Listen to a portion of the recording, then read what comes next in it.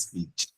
Okay, so in that case, probability of my sister being a Down syndrome was very high because I mean, so like because Arba was an advanced 30s or so, like I mean 39, 38 or 39 because she needed a girl. Okay, so yes, so like that. So in this situation like that, so it's not really something we advise. Okay, but okay, please, if it is possible, once you hit 35, just say bye-bye to the baby. Enough is enough. It's okay. Because that one, you see, from 35 onward, the probability is too high. Okay. You can from 1 out of 100. That's huge. It's not a must the child will be Down syndrome, but the probability is very high. Okay. And sometimes it doesn't work the risk. All right, thank you. This is just food for thought. Okay, good. So let's go to please, I have a question. Please go ahead. So what of autism? Well, autism, the app for autism is combination of so many factors. Okay, I think to me, autism has been overhyped in this recent times, in my opinion. Okay, because I mean, when we were growing up, Charlie, people would be there, but you know, they were fine. But 21st century, everybody, kids that with the moment they're a little bit there, the more they label them autism, and then they allow the kids to be fully it's combination. No, it's true. To be honest, I think that we've overhyped this autism thing. Some people are naturally calm, okay, and then the next moment they've been diagnosed of autism and a whole lot. Okay, when we're kids, we never heard of it. Okay, we never heard of anything autism. When you are full, we will beat you.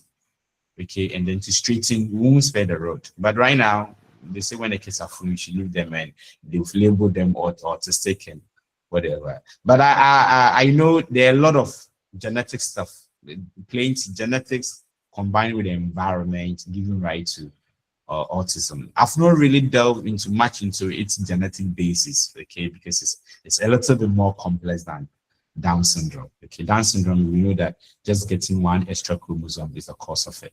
Okay, but for autism, it's a combination of so many genetic factors. Okay, right. Okay, Thank please. you, Great. So let's go to all those genetic stuff. We will come to it. When we come to genetics, don't worry, I'm a geneticist. When we get there, you enjoy it. You run away. I'm telling you. Okay. You run away. We trust you. We trust you. We trust you. All right. So let's talk about endoplasm. Let's talk about endoplasmic reticulum. So endoplasmic reticulum, okay, so the nucleus is part of the endomembrane system. And what we know in the nucleus is that we know that the messenger RNA will be made in the words by the GLA. And then to go to the nuclear pore to the ribosome, where it's going to be translated to form proteins. Okay, good. That's one. Now, you see, if we have the nucleus here, okay, when we have the nucleus here like this, like if this the nucleus is here like this, okay, so we have the nuclear envelope like that.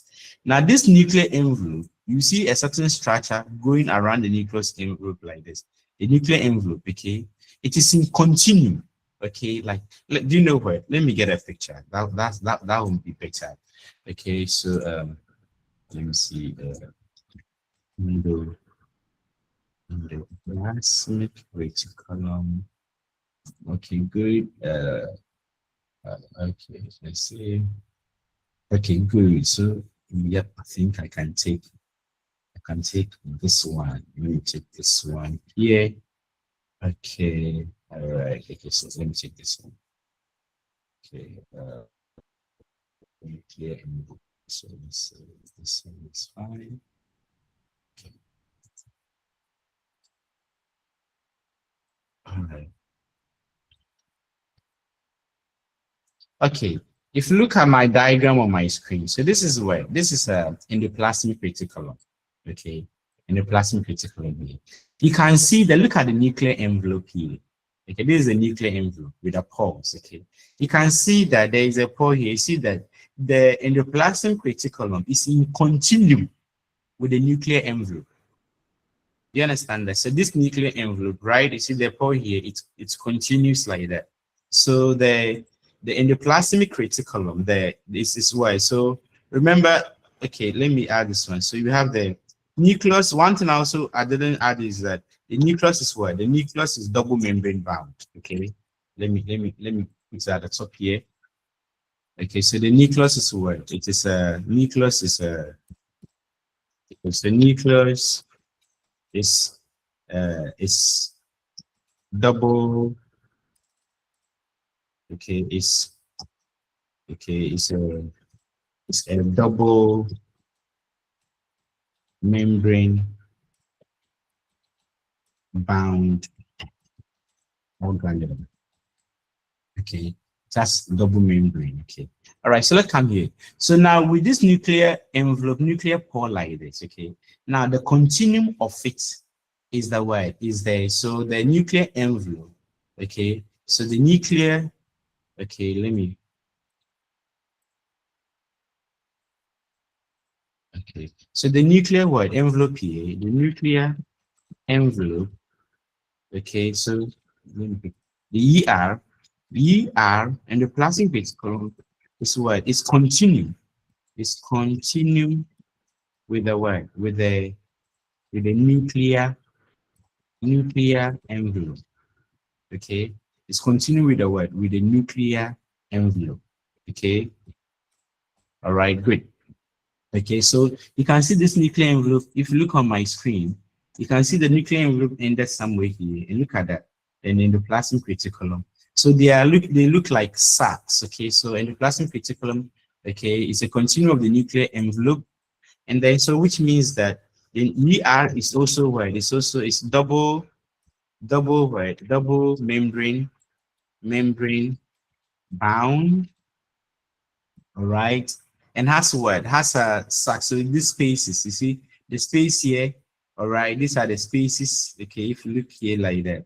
So you can see some spaces. So these are like the system. The systems is like when you say system, which you are referring to like vessels. Okay, like some sort of tubes within which it can hold materials. Okay, all right. So it has what?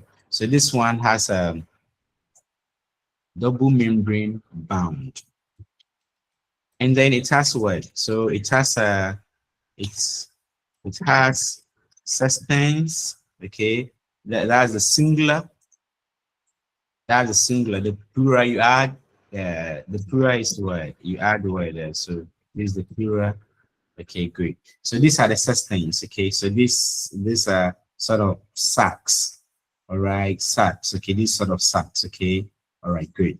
So these are the sacs, okay, and then how doing the spaces within them, so these are the sextants, okay, those are the systems, okay, systems like that, okay, great, containing those spaces. So the spaces are where the enzymes and other fluid are found that are used for processing molecules. All right, good. Now, with this endoplasm, so we know that it's double membrane, and another good thing about this is that it forms part of what? ER forms part of the endomembrane system. Okay, ER forms part. Remember, nucleus is part of the endomembrane system, and ER is also part of the endomembrane system. All right. Now, if you look at my screen here, you can see that. Let me see whether I can get another picture that will show what I want clearly. Okay, let's see. Yep. Let's see. Okay. Okay. Let me take this one. Okay. So let's see. Let me take one here like that. Okay, great. Let me take this one and bring it here. All right, good. So let me bring this one as well. Okay, great. Okay, so let me take this one. Let me open blank page. All right, great. So this is my endoplasmic reticulum here. All right, so okay, great. Now this endoplasmic reticulum, they have two types. What are they? We have smooth endoplasmic reticulum and rough endoplasmic reticulum. So you can see that. And what is the difference? What is making the difference is the presence of the ribosomes. Okay, so the ribosomes here. All right, so we have the ribosomes. All right, so we have you can see that the ribosomes. So of the two types of the endoplasmic reticulum, when we talk of the smooth, so we have the two types. What are they? So we have the smooth. Okay, let's start with the rough. We have the rough. So we have the rough ER, okay, ER, and the rough ER has what? Has ribosome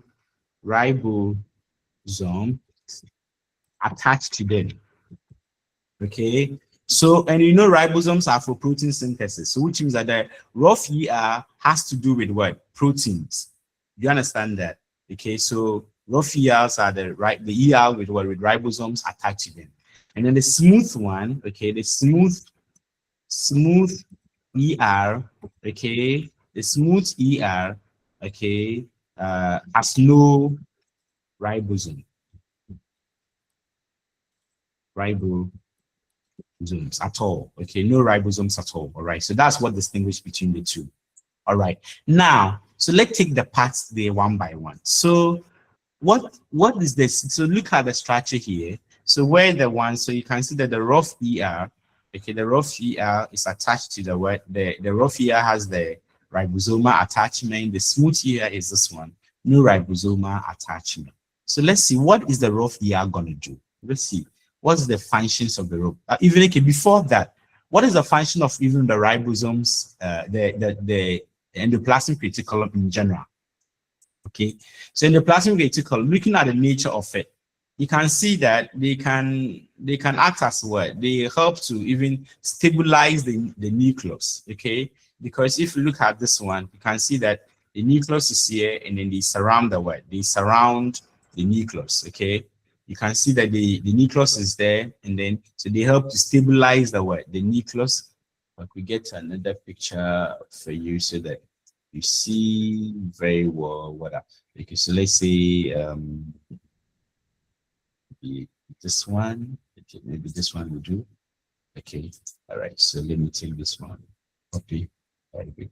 So if you look at something like this, look at something like this here, okay, look at that. You see, so you can see that, okay, so look at the cell, the nuclear envelope, and then surrounded by the what? So you see, they are stabilizing the nucleus, and sometimes they can even act as path for movement of certain organelles, vessels. Okay, they can serve as what? As a pathways for movement of certain structures or molecules within the cell. Okay, all right, good. A little bit general, but let's go more specific. Like when you see more, let's go into the specifics. Okay, of rough ER and then the smooth ER. Let's start with the rough ER. Okay, so let me put this one on this side a little bit, and then okay, good. So let's start with the rough ER. Okay, now the rough ER, you can see that the rough ER has ribosomal attachment. Okay, the rough ER has ribosomal attachment. All right, good. So this ribosomal attachment, definitely know that it has something to do with what? Protein synthesis. All right. So what is it going to do? What is the function of the rough ER, if I may ask? Yeah, what are the functions of the rough ER? Yes, yeah. They manufacture proteins. Okay, good. Okay, so you can see, well, the protein manufacturing, you see, is done by the ribosome, but the ribosomes are attached to the what? To the rough ER. So the protein synthesis is the work of it. Please, do you understand what I'm saying? I also suggest. Okay, please go ahead. Then I also suggest, since they are attached to the endoplasmic reticulum, then the endoplasmic reticulum may store the synthesized protein. Okay, that's a very good point. But what they do, they don't really store. What they do is that they process it. Okay, so they process the protein. All right, so the protein, when the protein is manufactured, okay, what they do is that they process the what? They process the protein, okay, before they send it to Sir, please, yeah. Sir, please, this protein that you've been mentioning, it seems it's the actual work of the most of the cells or the nucleus, the protein. Is it this normal protein from food? Yes, the proteins that we have. Protein from food, yeah. Yes, please. Then protein. Yeah, so protein is virtually every cell in our body needs protein. Every cell in our body needs protein. So protein can be Every cell in our body needs protein. Okay, every cell in our body needs protein. So with the Then how come that the aged those that's if you go if you're already gone, let me say from 30 years upwards, they say that you have to reduce the intake of protein. That's what we normally well, hear. But you said it. protein is good for the kids. Protein is- Protein is good for the kids. Oh, the protein that you need is I don't think you need to see your fat intake. You need to reduce it, but not your protein. Your fat intake that your saturated fatty acids that you need to reduce it, but not necessarily protein. Protein you don't need. For protein, you need those essential amino acids. Some of that amino acid can be made by the cells. Some of them can't, and so you need to take it. Okay, great. All right. So we're when you talking about listen what the to proteins. some of the dietitians, they are saying that if you're a person and then your age is around 40 and above, you need to cut down the protein consumption. How true is that? That's what we hear. Say, Because you see I've this been inspiring. one person that I normally listen to this, and then sometimes I follow their pages as well. And they say you should limit your protein consumption. Yes, when your age is 40 and above, but you replace that with most vegetables and then fruits. To me, protein, you still need protein. I don't get the basis. So far as from as a cell biologist and then from genetic perspective, I don't see you reducing your protein. Hello. How is going to affect you? Hello. Yes, go ahead, please. Genetically speaking, from cell biology perspective, you don't need to reduce your protein. Go ahead, please go ahead. Mhm. Hello. Hello. Hello. Hello. Okay. Hello, Please, let's sir. go ahead. So what yeah, so please let me hear you. Hello. Okay. Network, So yeah. so from what? From cell biology perspective, because you see, occasionally you come across people where you need to take the vegetable, that's very good, but you don't have to stop taking protein, because protein, especially meat and fish, okay, they contain essential amino acid that our body can, some of the amino acids are our body can make them, the non-essential ones, our body can make them. Okay, but the essential amino acid, our body can't make them, and you must be present in our diet. So if you are reducing your fat intake, your cholesterol intake, that is fine, that is understandable. But to say that to stop your, maybe reduce the protein intake, I don't get a scientific basis though. So Their and then I'm not saying the their assertion is that we need protein for growth, and at age 40 the body has finished growing, so you need to cut down the protein intake. Okay. There are almost over 70,000 enzymes in your body. All of them, you need protein to form them. So it's not only growth alone. A lot of enzymes all over your body, plenty of them in your cells. They need proteins to form. One of the functions, if you know one generic function of protein, is for what? It's for formation of enzymes. Is that not it? Your hormones. Okay, your enzyme, your adrenaline, your tyrosine. Okay, all those things, they need to function. And all those things are protein, your neurotransmitters. Okay, all of them are proteins. So which means that you need a protein for them to function. I mean, it shouldn't be too much. I believe what I tell people is moderation. That's what I tell people. I tell people that you have to eat in moderation. That's what I say. But to say you don't, I can't even tell you that. If you tell me that don't take palm oil, because palm oil, some of them contain saturated fatty acid and stuff. But if you don't take palm oil, how would you need a palm oil, because there is this You need the palm oil to synthesize the eye pigment as well, the rhodopsin. So you need the vitamin E in the palm oil as well. Okay, you need a carrot. You need a carrot to synthesize the rhodopsin. Okay, so what I believe is moderation, taking the food in moderate quantities. Okay, like, I mean, you take what is enough, just enough. Okay, but going overboard. So I wouldn't advise that I take too much. But what I suggest is that even if you are taking the fat, take it in moderation, because you still need the fat in your body for other metabolic activities in your body to function. Okay, so to say that you are not going to eat, you are not going to take anything at all, unless maybe doctor is saying, a medical doctor, maybe you're having a special condition and the medical doctor is saying it. That one, go by what the doctor is saying. But I always stand on the fact that whatever you are eating, make sure you eat in moderation. Don't go excess, don't go overboard. Okay, if you are taking egg, maybe one egg that you are eating, I've seen people who fry 4 eggs and they sit one place and eat it. This one, you are buying hypertension for yourself slowly.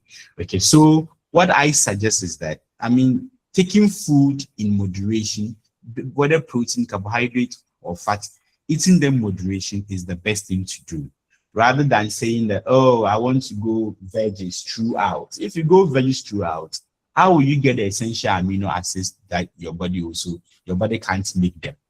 You need the essential amino acids, but there are so many enzymes in your body that they need the amino acid that you will provide them for you to build them. Okay.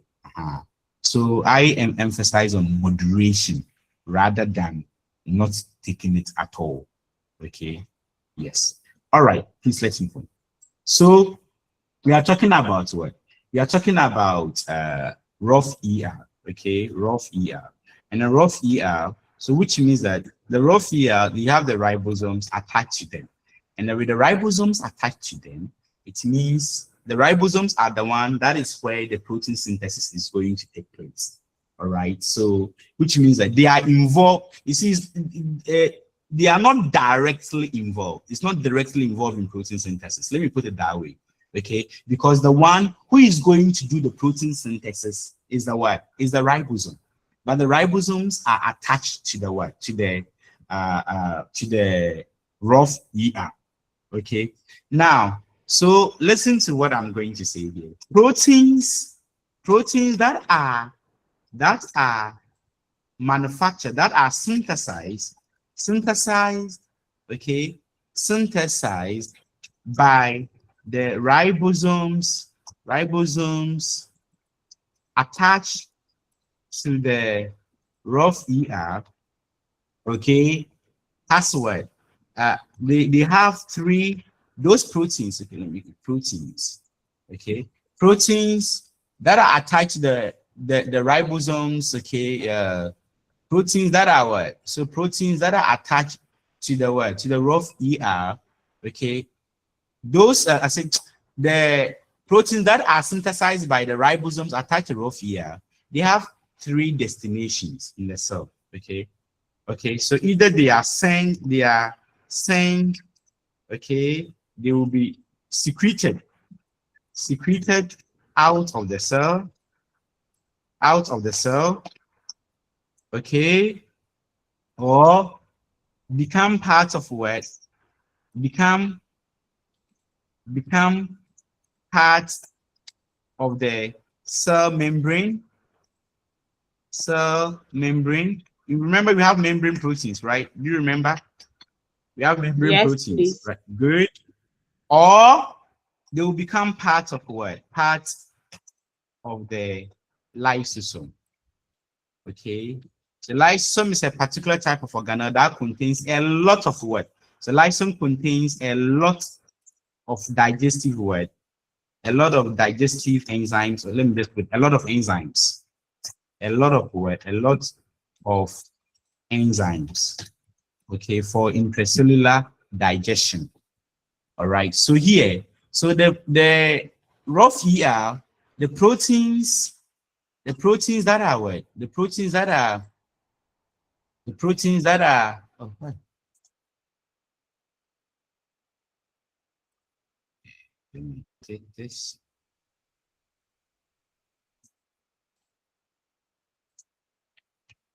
All right. So rough here, so the proteins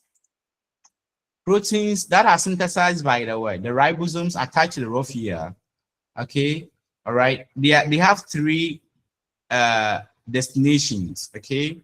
Either they are going to be what? So they have three possible what? Fits. All right. So either they are going to be secreted out of the cell. So those enzymes that are secreted out of the cells, those protein-based hormones that are secreted out of the cell, okay, or they become part of the what? The part of the cell membrane, okay, or they become part of the what? The lysosome, okay. All right, good. So these are the three possible places. So yeah, so they are involved in the what? In the protein synthesis, but it's not direct because the one who does that is the what? Is the ribosome. Is the ribosome that does the protein synthesis. Okay, all right, good. All right, and then so once the ribosomes are attached to the rough ER, we can say that they are. We can say that the rough ER are also what? They are involved in the synthesis of protein. Okay, but they are not direct because the one who really does that is the what? Is the ribosome. Okay, the ribosomes, okay, attached to them.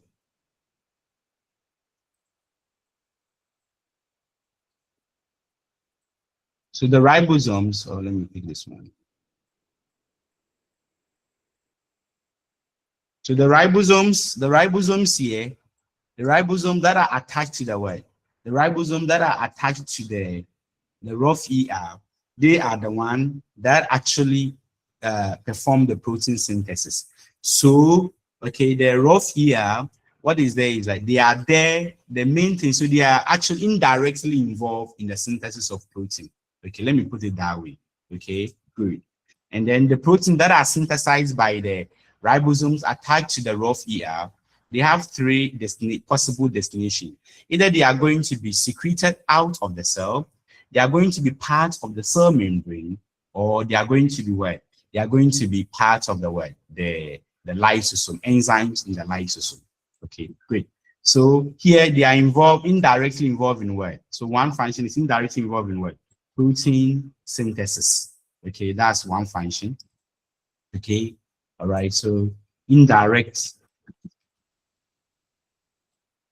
involved in what? Involved in protein synthesis. Okay, all right, good. Now another thing that they do is that they modify the proteins. Okay, the protein that has been synthesized by what? The protein that has been synthesized by the ribosomes. Okay, do you remember this one? Do you remember we made mention of glycoprotein? Do you remember we made mention of glycoprotein? If you remember, when you're talking about the cell membrane. Okay, we made mention of glycoprotein. Glycoprotein. Do you remember we said something like that? If you could remember. Hello? Please, do you remember we made mention of glycoprotein? Yes. Good. Yes, So yeah, so one of the things that rough ER could do is that it could do what? It could modify the what? The protein by what? By adding some sort of what? Carbohydrate. Okay, so you see the glycol is the carbohydrate part. So let's say the protein has been manufactured by the what? By the ribosome. And then when they manufacture in the ribosome, it will go through this one. It will come here. It will, after it has been manufactured by the ribosome, it will go through the cisterna space. Okay, like that. And so as it goes through the cisterna space, the protein that has been synthesized by ribosome, as it goes through the cisterna space, then it will be modified by the what? By the rough ER. And so one of the modification that is performed is what? Is the formation of glycoprotein, whereby they will add the what? Carbohydrate. Okay, they will add the carbohydrates, okay, to the protein to form the what? To form glycoprotein. Okay, all right. So if this were to be in advanced cell biology class, I would have said something, because something glycosylation. Okay, one of the modification that it does is what we call, one of the modification it does is called glycosylation.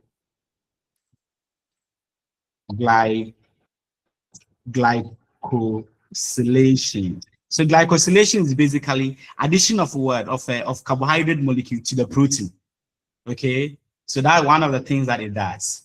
All right, it can also trim.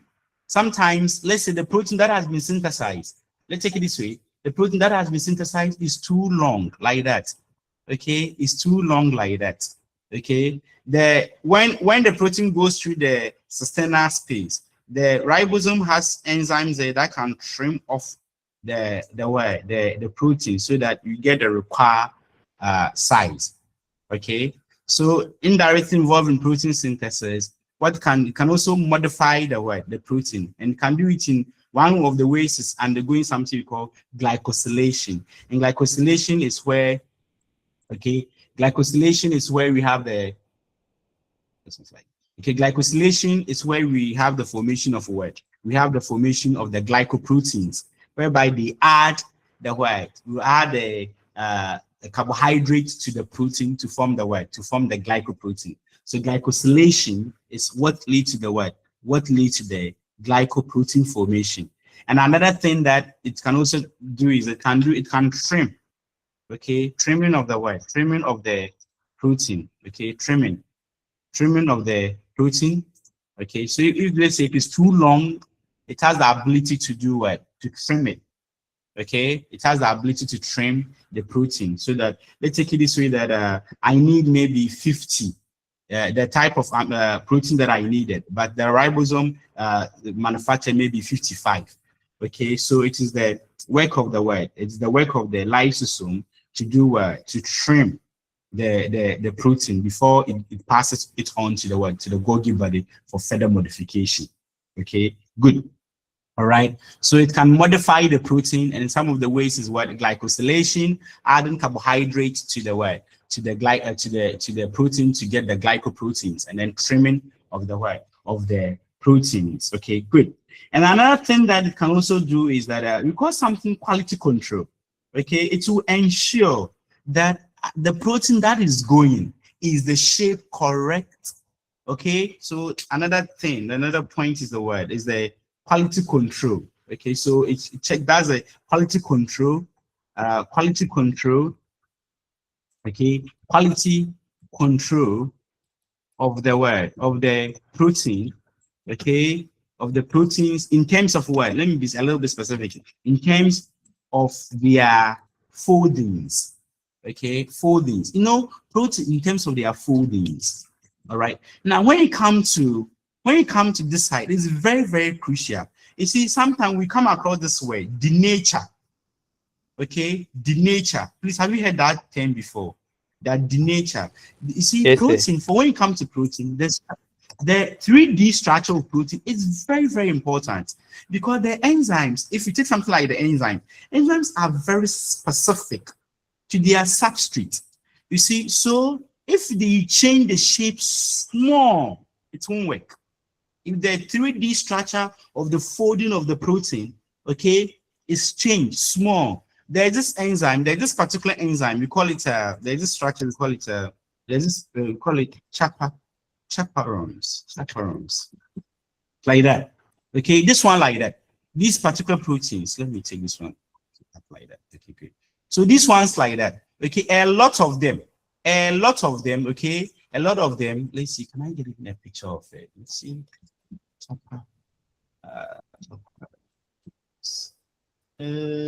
I get a picture? No, not at all. I'm not getting any picture of it. Okay, all right. I'm not like any picture. No, not really. I'm not. I wish I could get to it. But in your free time, try and then see whether you could get the image, like the video. You get a short video, okay? You get a short video, okay, of the chaperones. Okay, good. I think, let me see. Can I get a picture of it here? No, not really.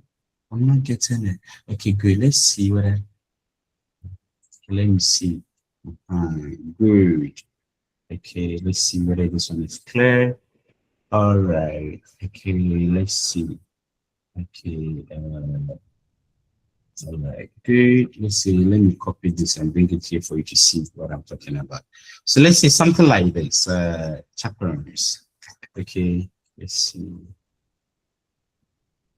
Okay. Great. Now you can see what is here. You see that they've written here ER lumen. So that's endoplasmic reticulum lumen, the space, this space here. Okay. So let's take it this way that let me cut this one and then go. Let me take a blank page. Okay. Now, so let's say I have something like this. So you see, this is the space. Okay, this is the endoplasmic reticulum space here. Now, if you look at this space here, so you can see a certain difference here, malfolded.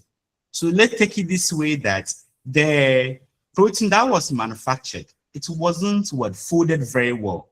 The 3D structure was not folded very well. So it will come. The chaperone will come, and then this chaperone will try and then break it down and then do the proper folding and then send it out. Okay, so it will come. So the chaperones will be inside here. They are inside this rough ER in the lumen, this space here. Okay, the chaperones are here. So let's take it this way that we have proteins. So these chaperones, they are special proteins in there. So in case there is any misfolding, okay, maybe the protein that is going, they didn't fold it well. They didn't the manner. So when they bring it in, this chaperone will make sure they will break it down, and then we'll do the proper folding and then send it out. So you can see in my diagram, you look at that. You see they are folding it. They are folding this one here and then send it out. So you see to bring it, let's take this blue stuff at the chaperones, okay? So they will bring it. They will do the proper folding, okay, and stuff like that. Or you see some of them are receiving it and folding it, okay. And then after that, they will do the proper folding and then send it out. So the ER is very, very important. They serve as the more or less the quality control check of protein in terms of the 3D structure. Okay, so if they manufacture the protein, the structure, the shape is not in a rightful manner, it is the work of the chaperones. Okay, in the work of the enzymes within the rough ER to make sure that the correct folding is done, and then before it will send it out. All right. So apart from involving in the synthesis of protein, they help to modify the protein. Some of the ways of modifying the protein is through glycosylation, which end up forming glycoproteins. And then something they can trim the protein the way they want. Okay. And then quality control check. One of the quality control check is that they have the enzymes that you check whether the folding is accurate. Okay. If the folding is not accurate, what do? They will make sure that they will unfold everything and do the correct folding before they send it out. And then maybe the last thing that I will talk about is that you see when you after at the end of the whole thing, then they will package it this way. They will bar off. So they form something like a protein transport. So they form a vesicle. Okay. So at the end, let's say if it is this one here, okay. Let's see. If it is this one here, so at the end of the day, when it is done, so first of all, it will involve in the word protein synthesis, modification of the word protein, maybe through something like glycosylation or trimming. And then the second, I say that they act as quality control, okay, to check whether the folding, the structure. So sometimes when you say denaturation or denature, the protein is denatured. Sometimes it is because the 3D structure is not in correct format. Okay, the structure is not in correct format that it can work. So you send it to the what? You send it to the rough here, the lumen, the enzymes in the lumen. They work on it, and then eventually they will unfold it and do the correct folding, and then they will send it off. Okay. So after everything, after they are done with all those things, okay, what do? Let's say the protein, they are done with the modifying of the protein. After they are done with the modifying of the protein, let me draw something here. Then the protein here, so let's take it like that. So let's take something like this. Okay, so let's say after the protein, this protein has been folded nicely like that, and it is done. Okay, it is okay. Now, when it is done this way, let's say, so it will come here. So this protein will move all the way to the end of this like that. And here, it will form a vesicle. It will form a vesicle like this with this protein inside it, okay, like that. And then it will be shipped to the what? To the Golgi body for further modification. Okay, so this particular structure here is a transport vessel. Okay, so this is a transport vessel, which we call it what? Vesicle.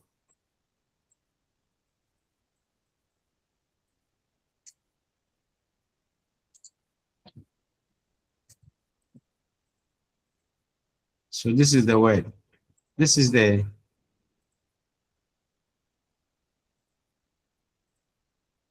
vesicle like that. So when it gets to the end here, so when this protein is modified and get to the end of this, then it will bud off. So it will bud off in a vesicle like that. Then it will be sent to what? To Golgi body for further modification. Okay, so after the what? After the protein synthesis, modification, and quality control check, okay, what will happen? It will form some transport what? Vesicle, to form a vesicle. Okay, so this protein, it has been checked, everything is accurate, everything is fine. Then it will be sent to Golgi body so that the Golgi body will do the further modification, okay, of the, okay. So good. So let's talk about four main functions of the rough ER. One, involving what? Protein synthesis. Two, we talked about what? The protein synthesis. We talked about the modification of the proteins, and some of the ways they can modify the protein is through what? Through glycosylation or trimming. Okay. The next one is that they do quality control check.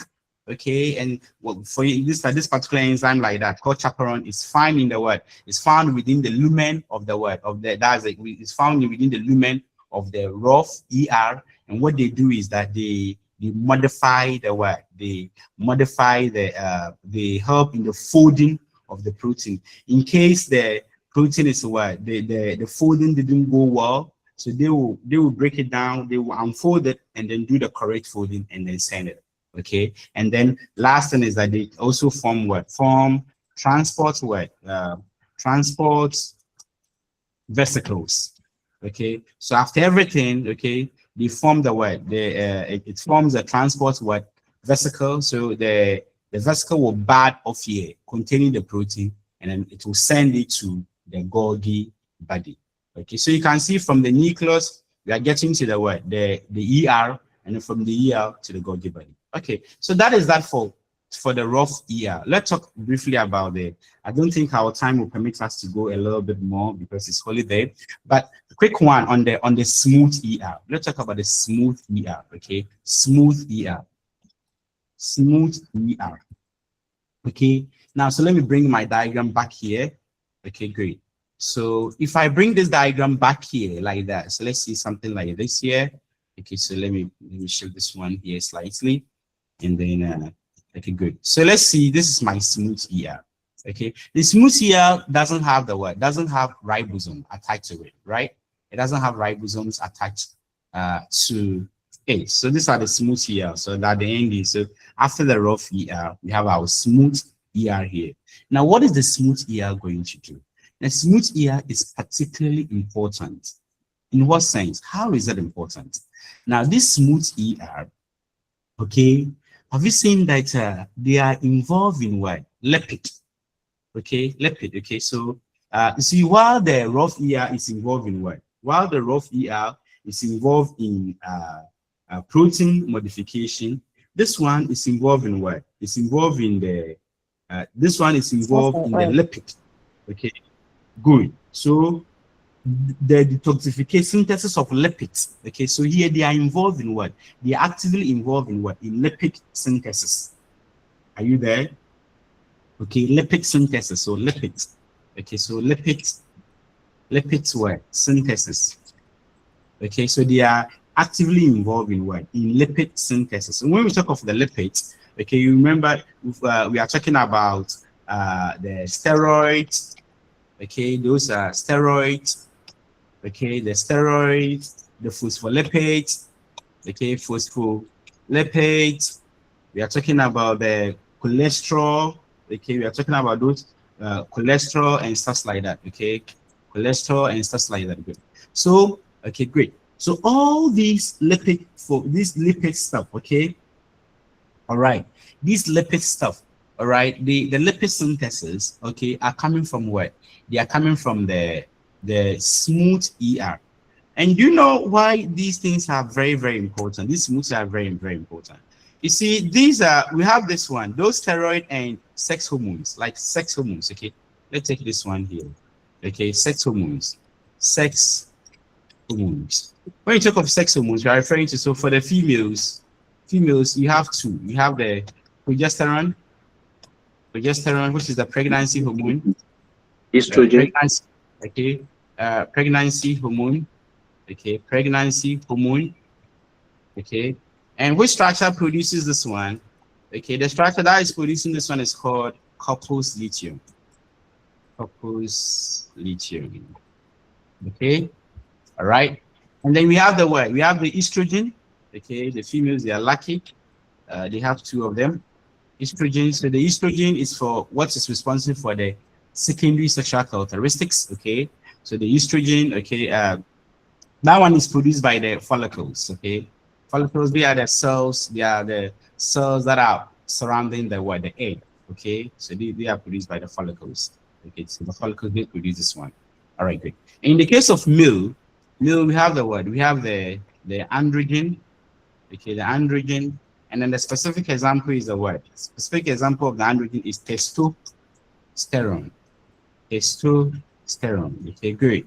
So you see, so here, all right, these lipids, all right, all these lipids, they use this male hormone, the progesterone, and then the estrogen, the androgen. They use lipids to form them.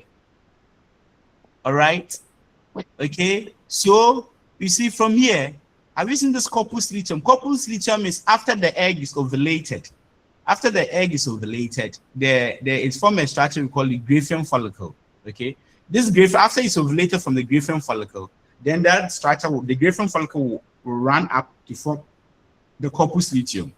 You know, let me bring picture so that some of these things, if you are okay, so let me give you Graafian follicle. If I say these things, that one it makes talking too much. Okay, this is reproductive something. This is very important. My ladies, they need this woman. Okay, good. So let me show you just a quick picture here. Okay, let's see a quick picture here. Okay.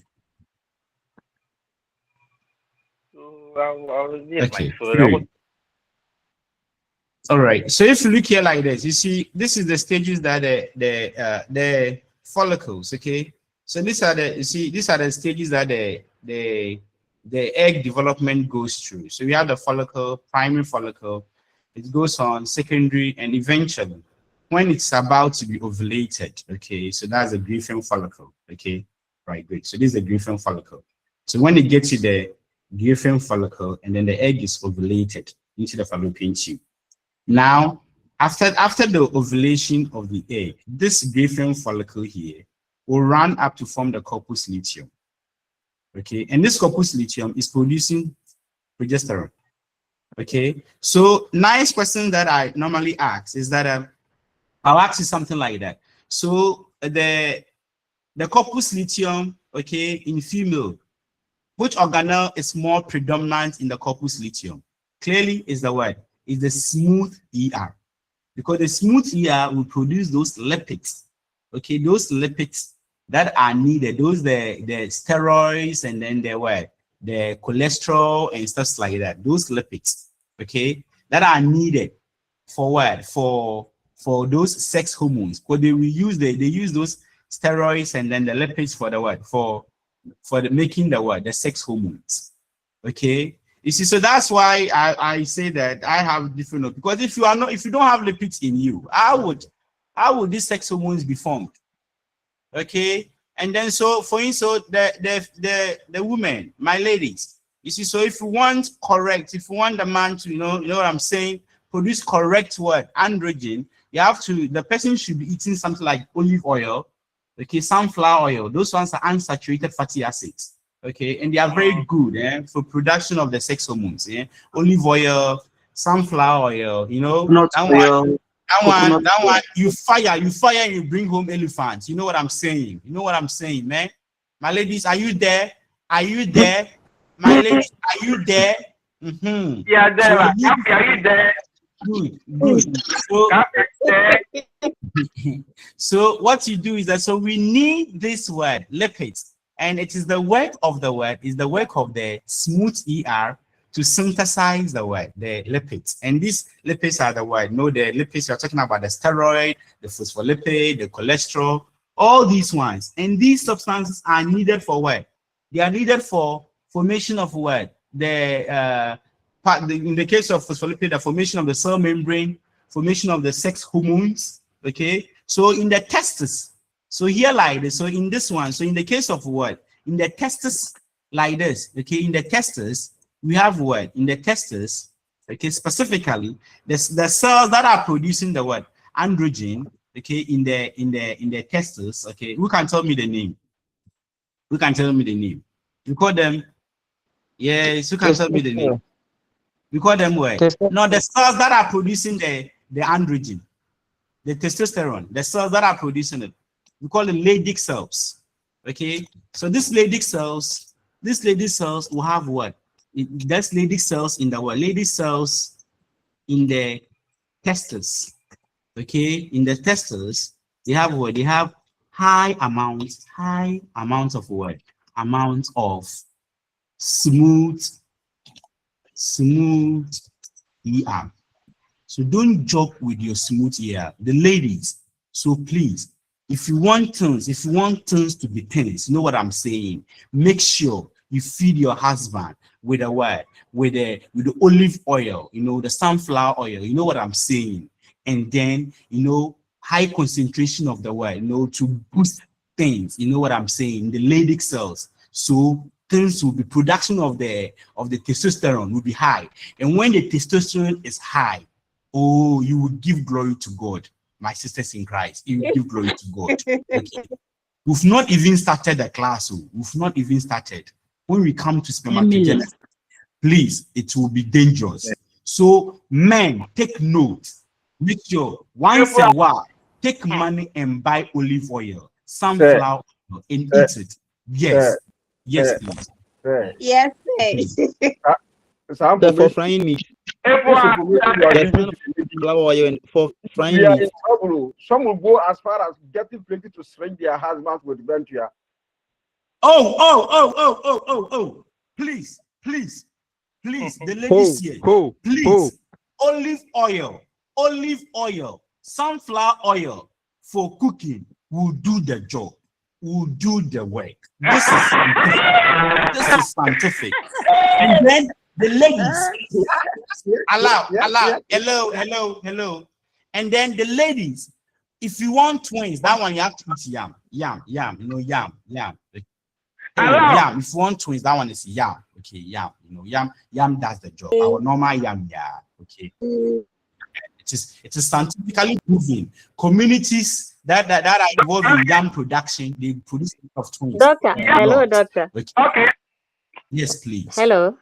Mm-hmm. Hello, What does the eating of the sunflower and olive oil do? Hey, the sunflower oil, you see, they are going to increase this lipid synthesis. Okay, obviously they will stimulate this sunflower and olive oil. They will enhance the production of the male hormone and the female hormones. You know what I'm saying? Okay, so if the male hormone is high in your body, you see, the male hormone, if it is high, Tens tend to function well. You know what I'm saying? You know what I'm saying? If the male hormone is high, okay? Yes. My sister in the Lord. If the male hormone, the testosterone, the androgen is high, in fact, there's happiness at home. Like, you know, everybody is happy. You wake up, everybody. Today, Okay. But say if your testosterone is low, how will you know as a man? If your testosterone is low, even the function of the tons will even be low.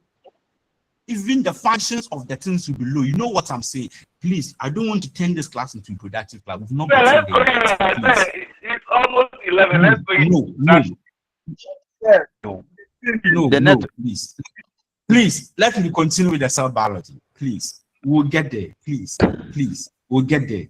I promise you. I think we have to book. Please, when we get there,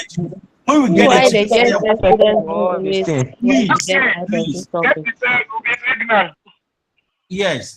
Okay, good. So here, in the case of males, in the testes, okay, there is a cell we call the Leydig cells. So the Leydig cells, they produce the androgen.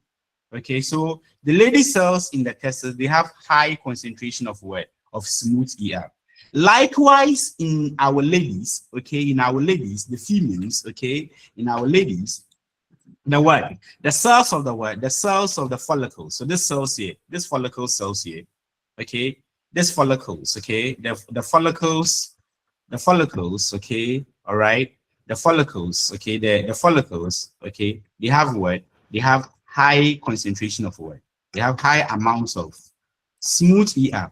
Remember, the follicles, they produce what? They produce the estrogen, and estrogen is the female hormone. Okay, it's a female hormone.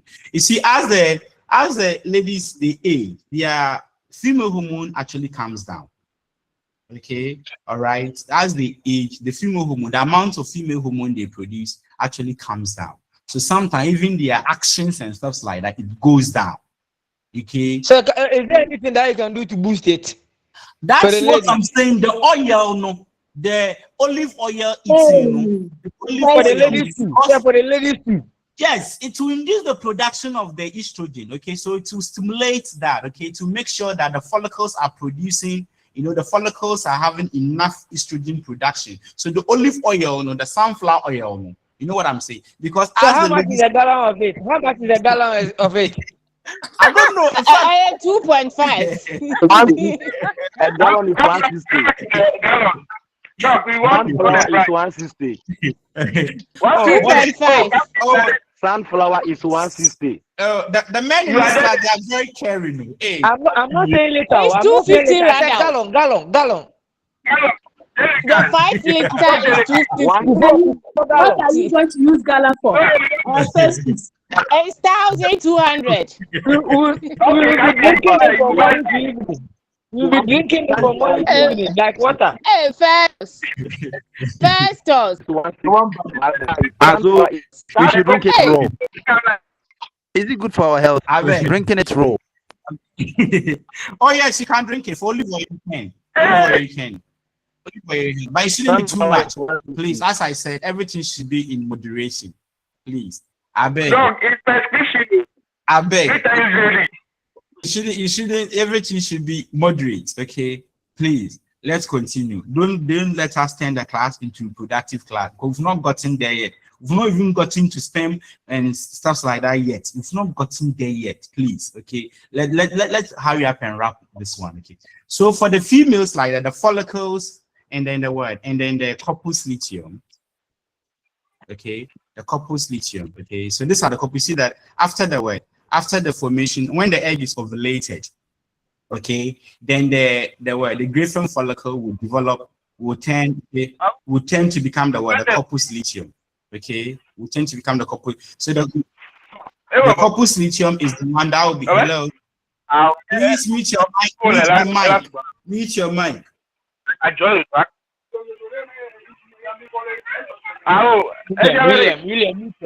William, mute your mic, please. Okay, sir. Yeah, all right. So we have the corpus luteum. So the corpus luteum here produces the pregnancy hormone, which is the progesterone. Okay. All right. So the corpus luteum, okay, lithium, okay, good. All right. In the what? In the ovary, okay, in the ovary, all right, has also what? They have what? They have high amounts of what? They have high amounts of smooth ER, okay, smooth ER, because they are producing lipids that are used for synthesis of what? Of sex hormones. Okay, good. Now, another thing with the lipid, okay, another thing with the lipid is something we call detoxification. Okay, so all these ones are under lipid synthesis. So let me put it here, let me put it here, let me put it here. All right, this is under lipid synthesis, okay? All right. Then another thing is for what? Detoxification. Detoxification of the plant. Okay. Another thing is what? Detoxification. All right. Detoxification. So another function of the smooth ER is that detoxification. And when we talk of detoxification, is what? It's making toxic substance less what? Harmful. How did they do it? Okay. Now these are smooth ER. They have some enzymes. Those enzymes, we call them, there's a collective name for them. We call them cytochrome,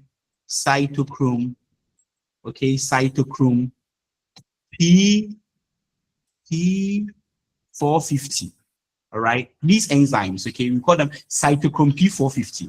And these enzymes, they are capable of what? Of breaking down toxic substances in our body. Okay, these enzymes, they are capable of what? Of breaking down toxic substance. And how did they do it? They make this toxic substance becoming what? More soluble. Okay, and when they become more so, like more or less, they make the toxic substance okay, the toxic substance,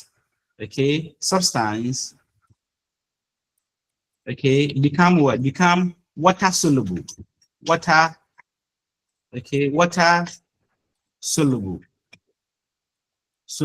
And see, once the substance is water soluble, you can easily eliminate it through your urine, right? Okay, if a substance is water soluble, it means that you can easily remove it through the urine. Okay, so inside the what? Inside the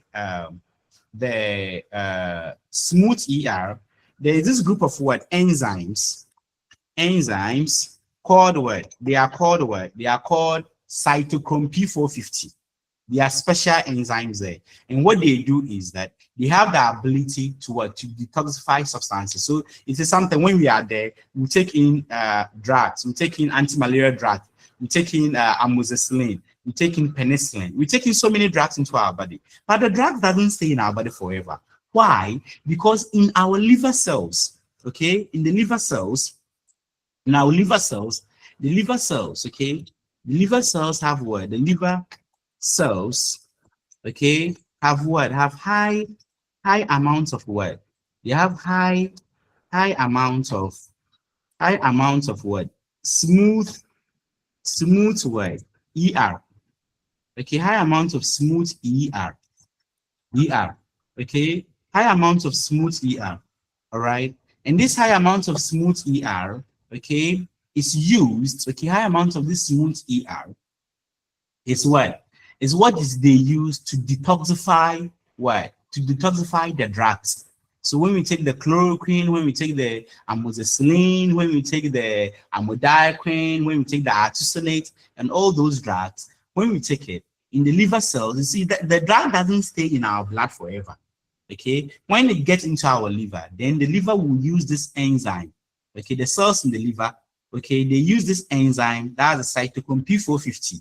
Okay, these enzymes are located in the what? In the sustainer space of the what? Of the smooth ER. All right, and that is what they use to detoxify those toxic substances. Okay, so those drugs, those substances that we take in our body, it is the work of the liver to do what? So the alcohol, you see those people who drink, okay, who drink like that. The first time when they started drinking, they could only drink this, just a bottle of Guinness or beer. But with time, you see, with time, the body will begin to adjust. Then they will be drinking more. Okay. And when they drink, okay, so when they drink, they sit down for some time, then they drink another one. So when they drink, they sit down. Is the work? It is the work of the what? Is the work of this cytochrome P450. So there is a cytochrome P450 that detoxifies the alcohol. But the more you drink, okay, the more as they start drinking, as they drink more, the more they elevate this one. You elevate this one in your liver cells. Okay, so as they start drinking, for the first time they will be intoxicated. But with time, they can sit down and even drink a whole crate. Okay, why? Because as they keep drinking, this cytochrome P450 will be elevated in their liver cells so that it can detoxify more of the alcohol. Okay, good. But people will drink and drink and drink, and then the alcohol will over. it will over the cytochrome. You know, there are some people when they get up in the morning, their good morning is alcohol. Those ones, please, the alcohol intake will over. In fact, it will overpower your cytochrome. And when that's where people get the liver cirrhosis from drinking too much alcohol. Okay, that one, it will be upgrading at a point in time. The cytochrome P450 in the liver cells will say that they are tired. Please drink responsibly. They are tired. Good. So apart from the synthesis of lipids, okay, the smooth ER are also involved in what? Detoxification, because within the lumen of the smooth ER, they have a certain enzyme, a group of what enzyme. Those enzymes, they are named as what? Cytochrome P450. And what they do is that they have the ability to convert this toxic substance into what? They'll make it more water soluble. And with more water soluble, it means that it can be eliminated by the kidney. Okay, so it will be filtered. When it's filtered in the kidney, then it will join the urine and we eliminate it. All right. So that is one of the functions of what? Of smooth ER. Okay, good. Maybe I will add one more, and then I won't add anything. The other ones that I could add, but this is basic cytology. So these two are the main ones you need to know. Okay, but there's one we call it what? We call it it's also involved in calcium storage. Okay, all right, calcium storage. All right, you see in our muscles, okay, in our muscles, right? In our muscles, they do what? In the muscles, okay, there's this special smooth ER, okay, smooth ER, called what? We call it what? Sarcoplasmic. We call it sarcoplasmic reticulum. Okay, sarcoplasmic reticulum. All right. And what this sarcoplasmic reticulum does is that it stores what? It stores calcium. Okay, it stores calcium for what? For muscle contraction. All right, so this is a special type of what? A special type of smooth ER found in the muscles. And what did they do? Okay, this is a special type of what? Smooth ER found in the muscles. And what they do is that they are involved in what? In calcium storage. Okay, storage. So this is a special type of what? Smooth ER. Okay, and that one we call it what? Sarcoplasmic reticulum. Okay, all right, okay. Because you know the functional unit of muscle is called sarcome. Okay, all right. So we have the sarcome. All right. So this one, sarcoplasmic reticulum. So this is like cells of the what? Muscles. Okay. So we have this special structure, special smooth ER in the what? In the muscles. And what they do is that they store calcium for what? They store calcium for muscle contraction. Okay, so it stores calcium for muscle contraction. Okay, so I think these three, they are not bad at all. So we know that. So if they tell you, explain why the liver cell has what? Has a high amount of what? Smooth ER. I hope you can say it. Okay, all right. What about if I ask you explain why the pancreatic cells, okay, the pancreatic cells have a high amount of rough ER, what will you say? If I ask you that question, that why is it that the pancreatic cell, has a lot of rough, oh, I've said it, okay. In the pancreas, if you take the pancreatic cells, okay, in the pancreas, pancreatic cells, you have the pancreatic isthmus, okay, cells. Okay, this one, they produce what? In the pancreas, so let's take the pancreas like this. In the pancreas, okay, we have some cells that we call it pancreatic isthmus. Okay, isthmus cells. So this one, they are producing they produce the enzymes. So they produce the enzymes. Okay, the enzymes. So the enzymes, we have a lot of enzymes. We can talk of pancreatic lipase. Okay, you can talk of pancreatic trypsin. Okay, you can talk of aminopeptidase, a whole lot of enzymes, peptidase. Okay, these are enzymes there in the world produced by the pancreas. So these enzymes, they are produced by this cell. We call it pancreatic the isthmus cells, like that. Okay, and then in the pancreas too, we can get alpha cells. Alpha cells. What's the function of alpha cells? Yes. What's the function of alpha cells? Alpha and beta cells. What's the function? Yes. Somebody help me. What's the function of alpha cells? Yes. Yes. Who is telling me? Yes. Yes. Who is telling me? Yes. They produce what? The alpha cells, they produce what? Hey.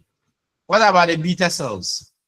So, in the pancreas, we have the alpha and the beta cells. So the beta cells, they produce insulin. Okay, they produce the insulin. And then the alpha cells will produce the glucagon. Okay, that the glucagon will change glycogen into glucose, and then insulin will take glucose into glucagon, into glycogen, sorry, into glycogen. All right, like that. So this is something very simple here.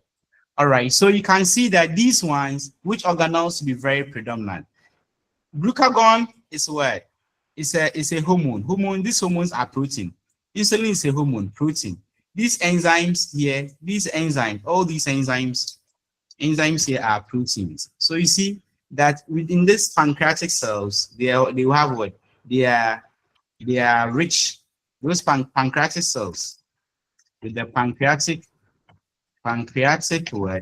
cells are rich in what? Are rich in rough what? ER. Okay, because they are producing protein. Remember, enzymes are secreted. Okay, they are secreted to perform the digestion. Likewise, the hormones, the alpha cells will produce hormone, which is also protein based, and then the insulin is also protein based. The sex hormones are lipid based. The progesterone, the androgen, and then the testosterone. Those ones are lipid based hormones. Okay, all right. So these are some of the things you need to know. Okay, so these cells, they are producing what? These cells, beta cells and the alpha cells in the pancreas, they are producing hormones, and these hormones are protein based. And if you are protein based, then which means that they are supposed to be rich in what? Rough ER. Any headache so far? No. Okay, great. Okay, great. So maybe I will end with one last organelle, and then I'll call it a day. Then so let me go to Golgi body. All right, let me go to Golgi body. Now, when you come to Golgi body, in fact, Golgi body is a very beautiful organ. In some books, they will call it Golgi apparatus. Okay, Golgi apparatus. It was actually named after one Italian scientist called Camillo Golgi. Okay, he discovered it. Okay, so he discovered the Golgi body, and then it was named after him. In fact, Golgi body is like the harbor of the cell. So what is the function of the Golgi body? It is the harbor of the cell. So what is the function of the Golgi body? Yes, it is the harbor. Okay, so I will call the Golgi body as a what? The harbor. The harbor of the cell, okay?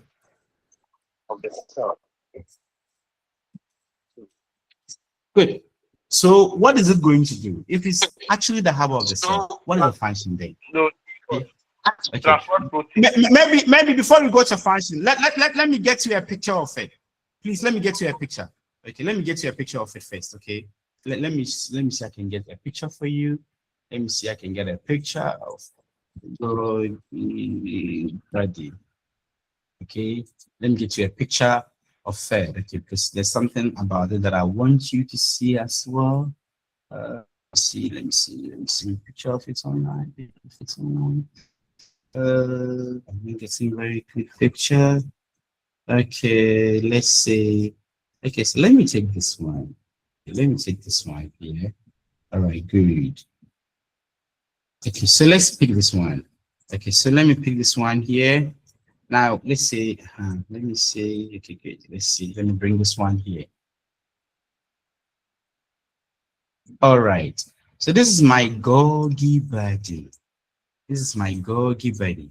Now, this Golgi body, it is actually made up of what? They are made up of just sacs and tubules. Okay, so they're actually made up of what? Made up of sacs and what? And tubules. Okay, tubules here. Okay, so you can see they also have the what? The systems. Okay, like that. Okay, with lumen. Okay, good.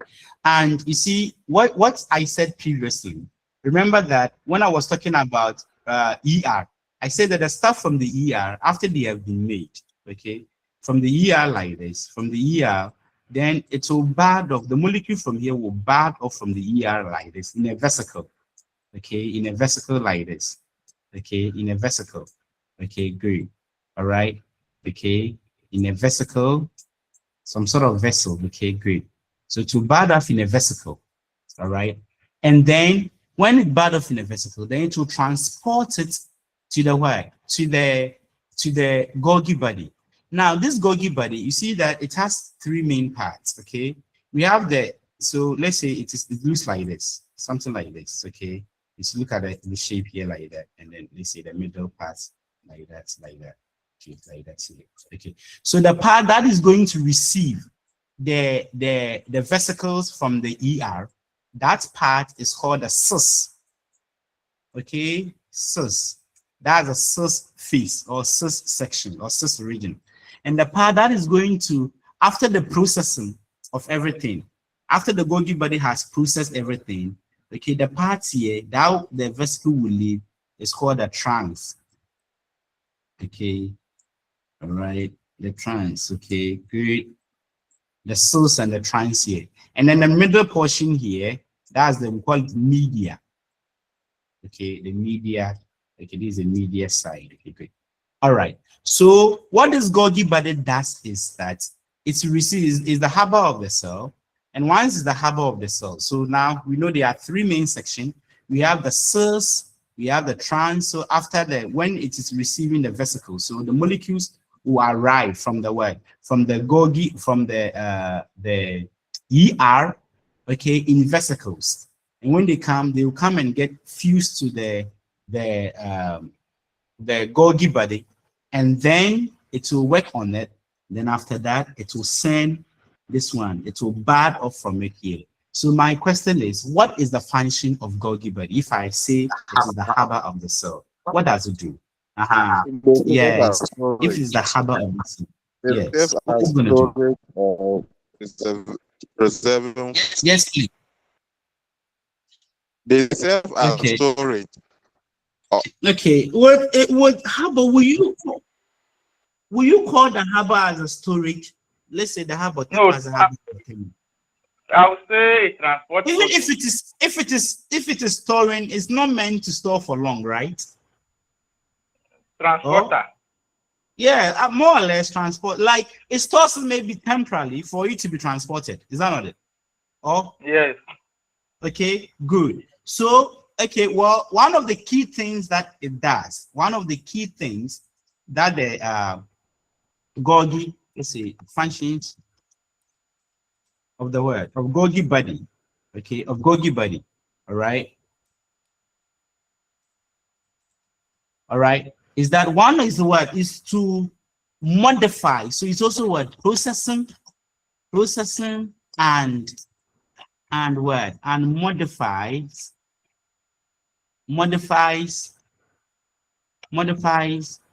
molecules, okay, and modify what molecules, okay, molecules. So here, do you know something here? Let me be a little bit more specific. So here it will receive. So look at what it's going to do. So here it's going to receive word. It will receive the word, receive the protein from word. It will receive the protein in a vesicle from the rough ER. Okay, receive the word, receive the lipid from the word smooth ER. And what it will do, it will process them. So here usually they form something we call macromolecules. So here, okay, just like the way the rough ER can undergo glycosylation, okay, this one can also undergo glycosylation. So here modification. So here glycosylation of protein can occur here, glycosylation, whereby they add what? They add carbohydrates. Okay, they add carbohydrates to the what? They add carbohydrates to the protein. Okay, they add those sugars and stuff like that, carbohydrates to the protein. Okay, to modify it. They also do it here as well. In fact, they do even more of it here. Okay, they do more of it here. Okay, than even the rough ER. Okay, so here they do what? So they receive the package.